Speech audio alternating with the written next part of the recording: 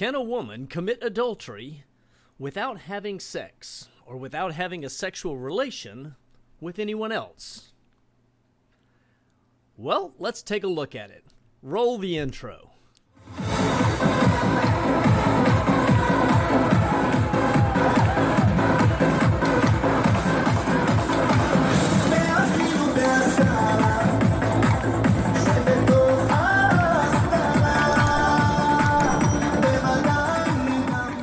All right, guys, we're back. I think this evening what we're going to do is we're going to hit a real short one that comes out of a discussion that's been going on in one of my Telegram groups. The discussion is, can a woman commit adultery without having a sexual relation? And the quick consensus, for the most part, is that indeed, this is not just possible, but it happens all the time. In fact, we see it happen so much that it's crazy.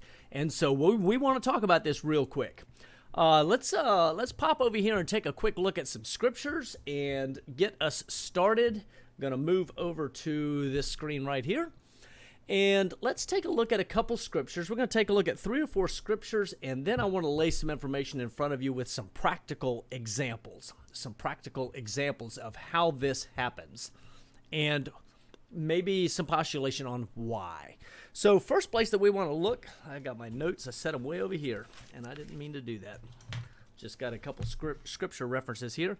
But Matthew chapter 5, let's take a look at verses 21 and 22 as a starter, but this is immediately going to tell you where we're headed as we go farther down in this same chapter.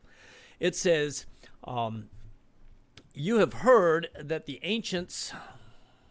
Wait a minute. Stop. You have heard that the ancients were told, you shall not commit murder, and whoever commits murder shall be liable to the court. But I say to you that everyone who is angry with his brother shall be guilty before the court, and whoever says to his brother, you good for nothing, shall be guilty before the Supreme Court, and whoever says, you fool, shall be guilty enough to go into the fiery hell. Okay, so this begins by giving us a little bit that deals with intent, or what is going on in the background beyond or behind the commandment. And this is just a little bit of a preview, but Yeshua, the Messiah right here, is directing the fact that you shall not murder. It's more than simply doing the killing or actually physically taking someone's life, but that what is going on in your heart with regards to how you think of or how you speak of your neighbor is important. But there's still a more important verse as we go farther down here. If we slide down here to Matthew chapter 5, verses 27 and 28, we come to one that is commonly misunderstood, and we'll talk about that for just a second. But he says, you have heard it said, that it was said, you shall not commit adultery. But I say to you that everyone who looks at a woman with lust for her has already committed adultery with her in his heart. Now, we need to stop and talk about this for just a second because, to start with, there's some significant misunderstandings here. So, for quick clarification, adultery always involves a married woman. Now, we've had this discussion before, but if you go to Leviticus chapter 20, verse 10, it specifically tells us that adultery is when a woman who is married has a relationship or physical relationship with a man who is not her husband, okay? We know, in fact, from Moore's Bible Dictionary, I think it is, that even until about 150 years ago, it was commonly understood that a man could not commit adultery. Even if he was married, he could not commit adultery with a single woman because it would be, at the worst, fornication. At the best, he's taking her as another wife, okay? Conversation that we've had, we're not going to go down that road right now, okay? Or not in this video. If that's something that interests you and you want to find out more, go back and look at everything else that I've done. There's a whole body of work dealing with what Scripture actually says about marriage, not the traditions that we have inherited from our fathers that are false. Okay? But I want to step into verse 28. It says, "But I say to you that whoever looks at a woman with lust for her has already committed adultery with her in his heart." Now, again, this verse also often gets misused or abused because the word woman here is actually gune, which implies a married woman. Okay, in most cases, that is a married woman right here, gune. And as a married woman, obviously she's off limits. If you are lusting or coveting her, okay, a woman of any age, this says whether virgin, but it's not. Married is the primary use for this word. There's a whole different word used for virgin in Scripture. Okay, this is not an expansion of the law. This is actually specifically Yeshua saying that if you look at a married woman, she belongs to another man. If you look at a married woman and you desire to, or you covet her, the word that is used there for lust is the same as covet, which means to possess unlawfully, then you have already committed adultery in your heart. The point being that you are seeking to take a woman that does not belong to you. She already belongs to someone else. Go back and take a look, for example, at David and Bathsheba. Bathsheba belonged to Uriah the Hittite, and when David took her, he committed adultery because she was not available. She was not single, or she was not uncovered. Okay, she was covered. She belonged to another man. And so he coveted. It started in his heart, started with his eye looking at, and then making a decision and calling her up, and then getting involved with her physically, which ultimately was the final point of the act of adultery.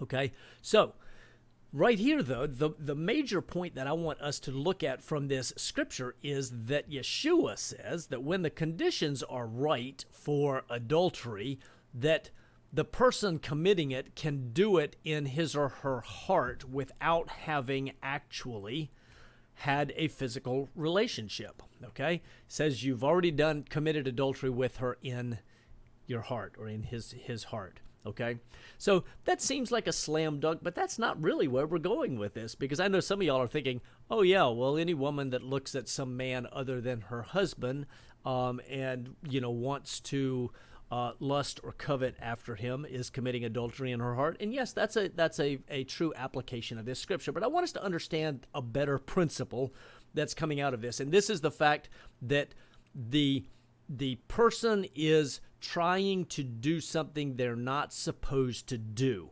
And in this circumstance, it's a man trying to circumvent the authority of the woman's husband in order to figure out how to have relations with her. But there is yet another passage that we need to look at that gets even more interesting as it takes us into the weeds here. Jeremiah chapter 3. Jeremiah chapter 3, as many of you recall, is where Yahweh has words with his two brides, the house of Israel and the house of Judah. Okay, I discussed that also on another video in terms, or multiple other videos, in terms of the fact that God views them as two brides, and he did so before they left Egypt. You could see that in my video. God describes himself as a polygamist, or polygynist is the proper term, 5 times. Okay?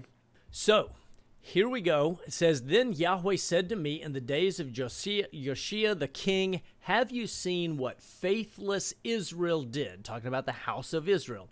"She went up on every high hill and under every green tree, and she was a harlot there. And I thought, after she has done all these things, she will return to me, but she did not return, and her treacherous sister Yehuda saw it. And I saw that for all the adulteries of faithless Israel," here she is, she's having, it's not a physical relationship, some might call it a metaphysical, but she's pursuing other Elohim, other mighty ones, other gods, okay? And so she's doing this through idolatry, and idolatry is a form of adultery according to Scripture. We'll see that in this next verse, Okay, so let's finish this one. It says, "And I saw that for all the adulteries of faithless Israel, I had sent her away and given her a writ of divorce. Yet her treacherous sister Yehuda did not fear, but she went and was an harlot also. Because of the lightness of her harlotry, she polluted the land and committed adultery with stones and trees." Okay? And there is more in this chapter, but there's another chapter that we want to look at as well. Ezekiel chapter 23. Multiple places in Scripture, not just in these two chapters, but there are multiple places in Scripture where Yahweh equates idolatry with adultery. And idolatry, in the circumstance of the house of Israel and the house of Judah, was them pursuing other gods. It was them violating their covenant, or their you could call it a betrothal or marital relation with the Most High, and instead seeking after others and pursuing others. We see that abundantly in this passage. I want to hit a couple high points right down through here as we go. But son of man, 2 women, daughters of one mother, they played the harlot in Mitzrayim. Notice that there are 2 women before they leave Mitzrayim, Egypt, and they're already playing the harlot, okay? They were mine. They bore me sons and daughters. We've talked about this multiple times before. We want to slide on down here, though. Aholah played the harlot while she was mine, and she lusted after her lovers, after the Assyrians, her neighbors, who were clothed in purple, governors and officials, all of them desirable young men, horsemen riding on horses. She bestowed her harlotries on them, all of whom were the choicest men of Assyria, and with all whom she lusted after. With all their idols she defiled herself. Okay, and it continues, I gave her into the hand of her lovers, into the hand of Assyria. They uncovered her nakedness. They took her sons and daughters. They slew her with the sword, etc. Now her sister Oholibah saw this, yet she was more corrupt than in her lust than she, and her harlotries were more than the harlotries of her sister. She lusted after the Assyrian governors and officials, and then it comes on down here a little bit later on. Let's see. After Babylonians, it says, when the Babylonians came to her to the bed of love and defiled her with her harlotry, and when she had been defiled by them, she became disgusted with them, uncovered her harlotry, so on and so forth. Here's the point. The point is she was looking for a different master, a different Baal, a different husband than the Most High. And so she, in seeking after headship and protection, she sought for protection from Egypt at one point, from Babylon at one point. Assyria was the sought-after protection by Israel, and so they had this relationship in terms of trying to set up a covenant between them, and it ticked off the Most High, absolutely, because they were seeking after him, or after them, for their provision and protection and everything else, instead of after the Most High. And so the harlotry that they were committing was the fact that they were placing themselves under submission. They were leaving the headship that they had in the Most High and placing themselves under submission to these other nations and their gods. Okay, idolatry and seeking their headship, being harlots. So how does this apply today? Now, if you go to my blog, notsob.com, you can see it right here, N-A-T-S-A-B, whoop, big time right there, notsob.com. If you go there and scroll across the top of this page, there's a lot of different stuff here. But over in the extras, we can go down to infographics, and I want to show you something that's interesting. Because what we have, now there are some shareable infographics right here that depict biblical truths related to marriage, authority, history, and headship. And we're going to look at this family organizational chart, but I'm going to scroll down right quick so you can see that there's also a couple charts down here. Now, one probably a little more racy, a little worldly looking here, but it's a comparison between a covered woman and an uncovered woman, what is desirable and what is not desirable. Listed under here, of course, is queen, concubine, different types of relationships, whether betrothed, celibate and avowed, no male headship, shameful, reproach, permanent headship in terms of a husband. So a lot of different stuff here, and then lots of footnotes with scripture references and connections and discussion. So that's something some of you may want to go back and take a look at, is those because those can be printed off as big blow-up pieces that are more than 8.5 by 11, or you can you can use them as a handout. You can use them for something to study and learn from. What we want to do is we want to look at this one right here that deals with family organizational chart. Now, many times we have talked before about 1 Corinthians chapter 11, verse 13, and you watch where my cursor is, and I'm going to lead you through this picture. Right here, this column on the left-hand side is Yahweh's design, or Yahweh's design, okay? It is God, Messiah, man, woman. And we see that all the way through Scripture. It's consistent all the way through Scripture. It never changes, okay? From Gan Eden, from the moment of creation, from the time man was created, and then the woman was brought to him as a helpmeet, and then he is held responsible for her.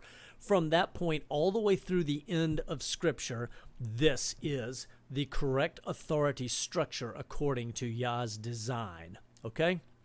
But what we have throughout Christendom, what we find even in the Hebraic and Messianic world, what we certainly find all over the place in the world out there outside of church, we'll talk about that a little bit more toward the end of this, but what we see out there is we see this idea that is convoluted, wherein the woman thinks that she can go around the man. Maybe she thinks she can deal directly with Yeshua and be in submission to Yahweh Yeshua to the woman, and so she's in parity or equality with the man.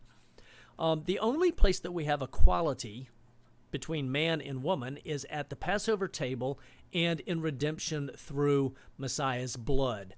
Apart from that, the authority structure remains exactly as over here.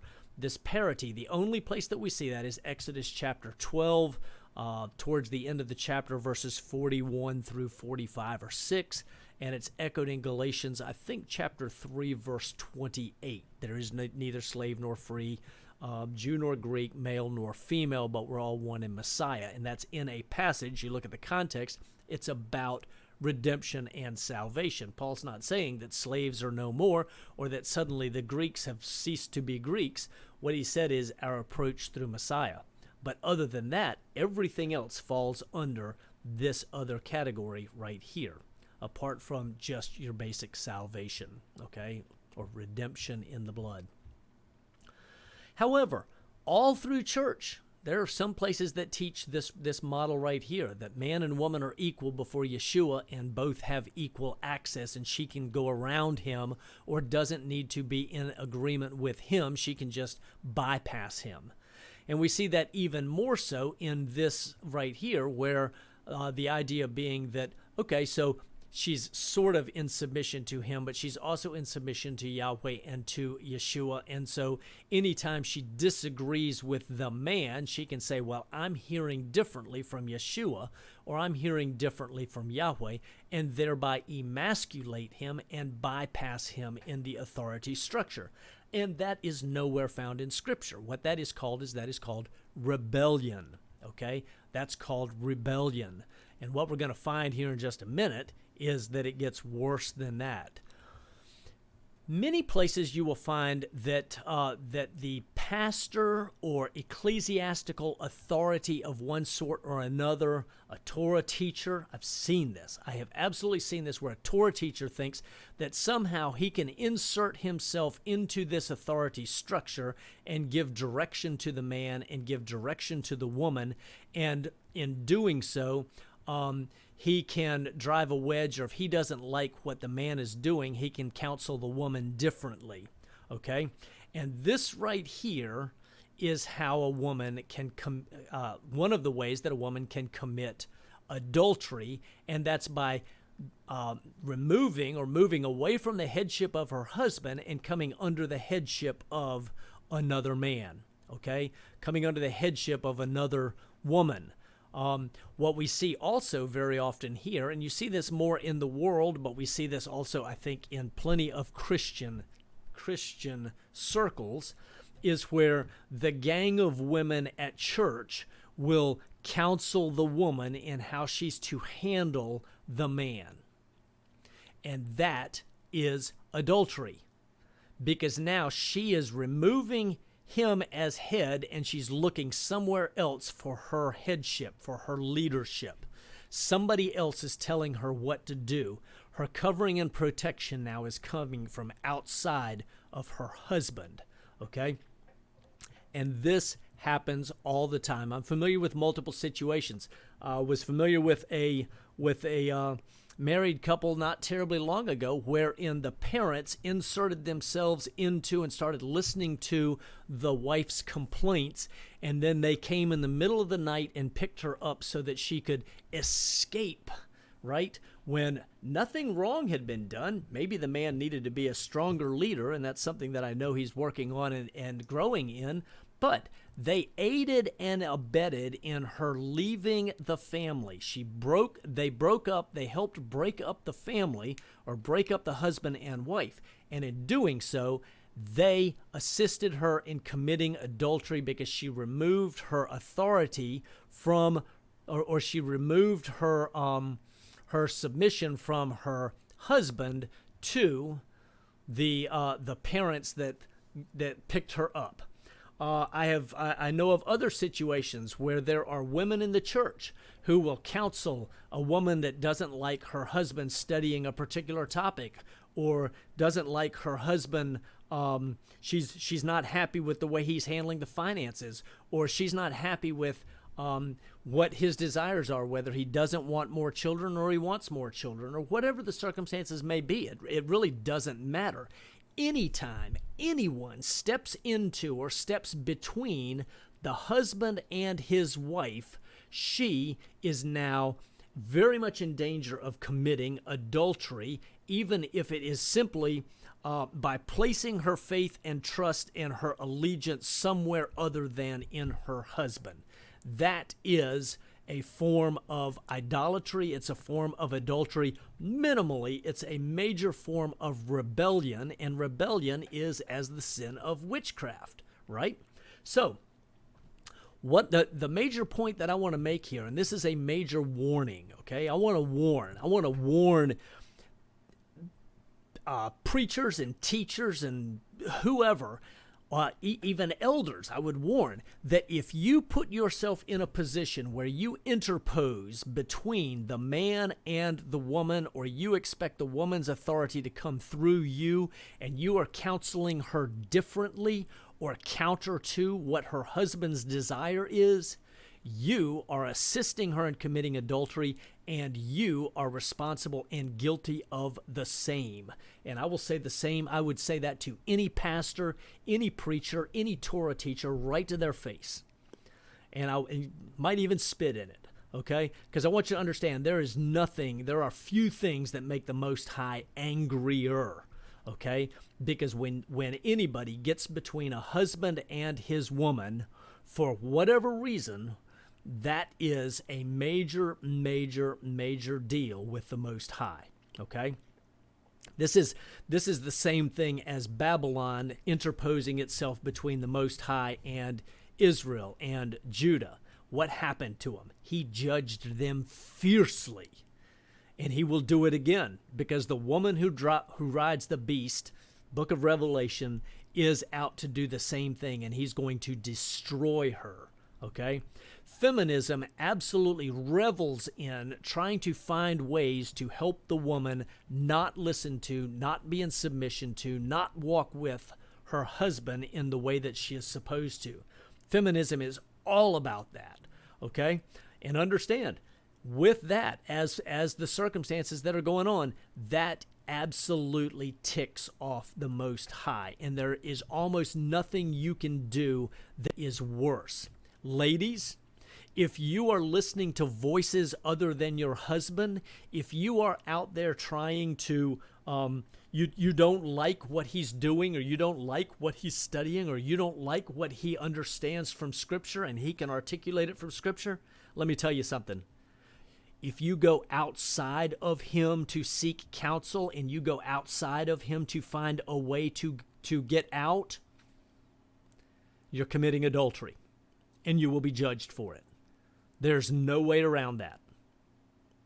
It's great sin. Let me show you another verse now that, while I'm thinking about this, let's look at another verse. I want to use the Messiah as an example for what he did when a woman was trying to seek outside help. Let's go to Genesis chapter 16. Yeah, and you said, Pete, you said the Messiah. Yes, I said the Messiah. Watch. Here we go. Abraham's wife had borne him no children, and she had an Egyptian maid whose name was Hagar. So Sarai came to Avram, now behold, Yahweh has prevented me from bearing children, or actually prevented me from bearing. Technically, she's looking for a son. Please go into my maid, perhaps I will obtain through her. And Abraham listened to the voice of Sarai. And Abraham had lived 10 years in the land of Canaan. Abraham, Sarah's wife Sarai, took Hagar, the Egyptian, her maid, and gave her to her husband Avram as his wife. Technically, woman, as his woman. He went into Hagar, and she conceived. And when she saw that she had conceived, her mistress was despised in her sight. Okay, here's what happened. Hagar is a bondwoman who belongs to Sarai. Okay, she's under Sarai's authority and headship. So, after she finds out that she's going to have a child, and Abraham or Sarai hasn't had one, now she's going to get all uppity with Sarai. And Sarai is going to be upset about it. And what she does is she gets angry at and begins to treat harshly Hagar, and justifiably so, right? So Sarai treated her harshly, and she, meaning Hagar, fled from her presence. Now look at this. Now the angel of Yahweh, this is what Christendom would call a Christophany. This is a pre-incarnate appearance of the Most High in the flesh, or in a physical manifestation, okay?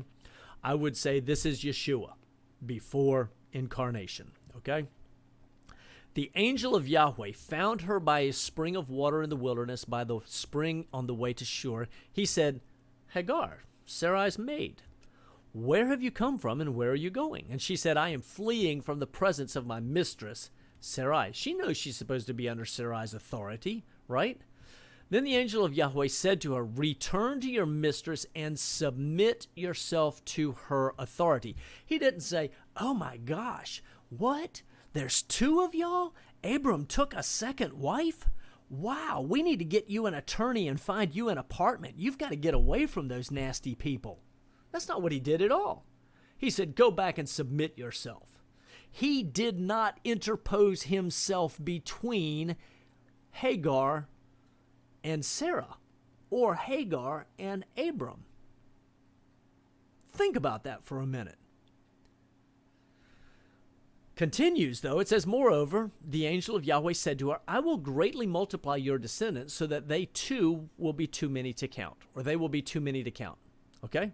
This is a promise only the Most High can make, and yet here she's having a conversation with this messenger of Yahweh, and he is making claims that only the Most High can make. This is how we know this is Yeshua, and I'll prove it again here before this is over. The angel of Yahweh said to her further, behold, you are with child, and you will bear a son. So this is even before she, this is while she's still pregnant. She hasn't even born the son yet. And you shall call his name Ishmael, because Yahweh has given heed to your affliction.